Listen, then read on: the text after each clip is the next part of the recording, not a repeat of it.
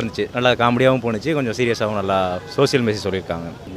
எனக்கு பிடிச்ச சீன் அது நிறையா சீன் பிடிச்சிருந்துச்சு, டக்குனு ஞாபகம் இல்லையே. இந்த ஃபஸ்ட்டு இந்த டாய்லெட் சீன் அது நல்லா இருந்துச்சு. யார் ஆய் போகிறதுக்கெல்லாம் யாரா கழுவிட்டு அதுக்கெல்லாம் சண்டை போடுவீங்க அப்படின்ற மாதிரி அது சூப்பராக இருந்துச்சு. அதான் அவர் எப்படி சொல்கிறது, சின்ன சின்ன டைலாக்லாம் கொஞ்சம் நல்லா குத்தி காமிக்கிற மாதிரி பண்ணியிருந்தாரு, சூப்பராக பண்ணியிருந்தாரு, நல்லா இருந்துச்சு. ஓட்டு ரொம்ப முக்கியம், போடுற ஓட்டு ரொம்ப முக்கியம், யாருக்கு போடுறன்றது ரொம்ப முக்கியம். அது நம்மளோட உரிமை, ஓட்டு போடுறது நம்மளோட உரிமை.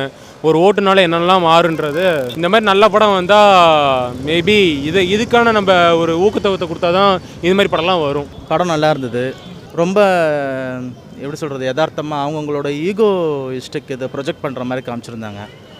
அதில் ஒரு இது வரும் இல்லையா, இவனுக்கு ஓட்டு இல்லை நான் ஏன் காப்பாற்றணுன்னு ஒரு டைலாக் அந்த இதில் வரும். அப்போது மனுஷன் உயிருக்கு இது இல்லை, அது ஒரு பிஸ்னஸ் வணிகம் மாதிரி இது பண்ணுற மாதிரி ப்ரொஜெக்ட் பண்ணுற மாதிரி ரொம்ப அழகாக காமிச்சிருந்தாங்க. சில ஒரு எல்லாரையும் ஒரு சட்டையரான ஒரு விஷயத்தில் காமிச்சிட்டு இது ஒரு வித்தியாசமான ஒரு படமாக. முக்கியமான விஷயம், எலெக்ஷன் நேரத்தில் ஒரு ஓட்டோட முக்கியம் என்னன்றத படம் நல்லா எல்லாருக்குமே எடுத்து சொல்லிச்சு. படத்தில் எனக்கு ரொம்ப பிடிச்சது, அந்த ஃபாரின்லேருந்து ஒருத்தவனை கடத்திட்டு வந்து அப்பா செத்துட்டாருன்னு வர சொல்லியிருப்பாங்க பாருங்கள், அது. அப்புறம் அந்த பாட்டிக்கு ட்ரீட்மெண்ட் கொடுக்குறது, அப்புறமேட்டுக்கு அந்த காசு வாங்கக்கூடாதுன்னு மெசேஜ் சொல்ல வராங்க.